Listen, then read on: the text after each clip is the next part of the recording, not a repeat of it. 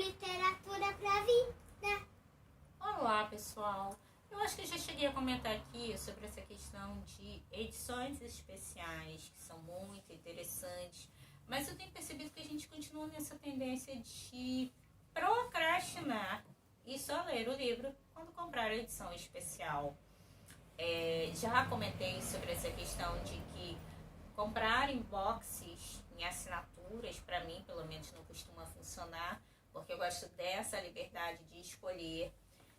O fato de que às vezes uma brochura é mais confortável do que um livro de capa dura. E aí, esse aqui, por exemplo, é um livro da Tag, que eu ganhei, ele é até o número 2 da Tag. É um romance da Jhumpa Lahiri, que eu adoro, Xará. É um livro super interessante, ele tem uma edição muito bonitinha, uma folha de guarda muito bonita. Um livro pelo qual eu tenho muito carinho.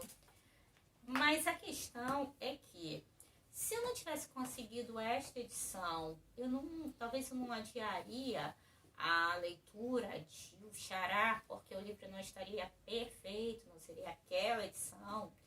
Estão saindo novas edições de Os Três Mosqueteiros. Saiu a primeira fase, porque são 3 volumes, na verdade, 3 volumes grandes. Saiu o primeiro, depois saiu o segundo e dizem que a Zahar vai lançar o terceiro. Mas se a gente for procurar em sebos, em alguns outros lugares, é possível, provavelmente, encontrar outras edições. É aquela velha história de ficar criando muitos rituais.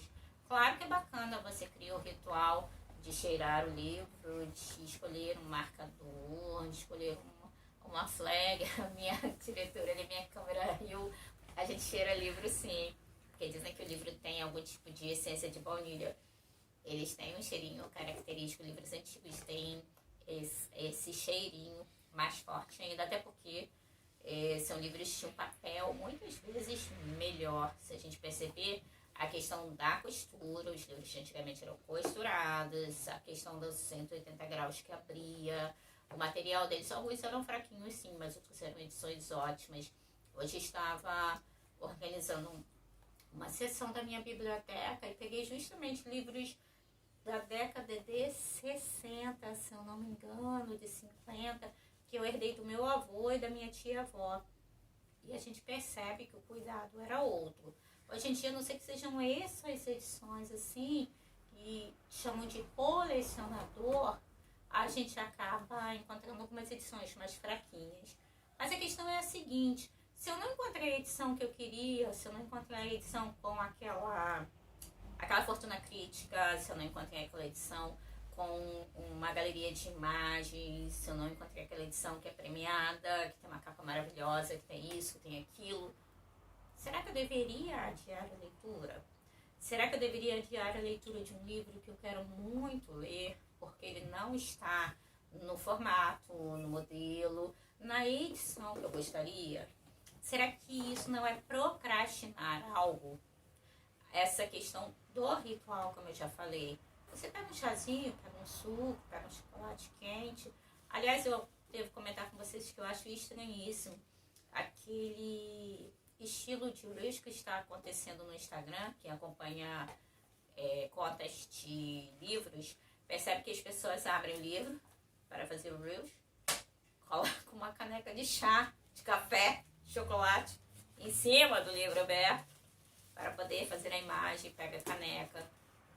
Parece um ritual interessante, mas se derruba o chocolate, se derruba o café, se derruba o chá. E eu particularmente não sou muito adepta de velas muito perto também não.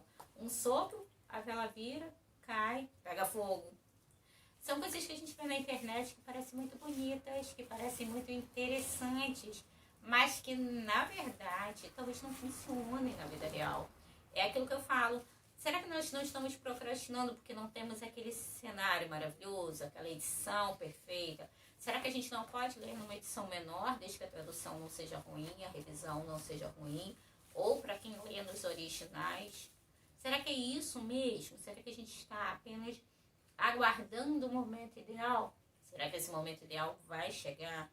Muitas vezes nós adiamos algumas coisas na vida, protelamos, porque no fundo nós desejamos que aquele momento seja perfeito, memorável, extraordinário, único, quando na verdade a vida ela é extraordinária justamente naquilo que ela tem de ordinário, naquilo que ela tem no seu cotidiano, naquilo que aparentemente parece banal, mas que constitui uma rotina feliz do nosso dia a dia. Então, como eu já disse em outro vídeo, claro que é bacana ter rituais, claro que é bacana, é interessante você ter uma caneca de chá, de café, você cheirar o livro, escolher um marcador, mas será que você precisa adiar a leitura de um livro que parece que vai ser importante para a sua formação e para a sua vivência, porque você não tem a edição perfeita, a edição maravilhosa? Ou será que o fato de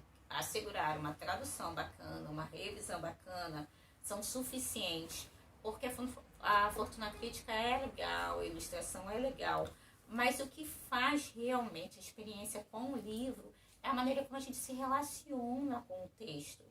E nesse caso, se formos pensar bem, os folhetins do século XIX foram os primeiros veículos de impressão de divulgação de grandes romances, que hoje nós desejamos apenas em edições super especiais.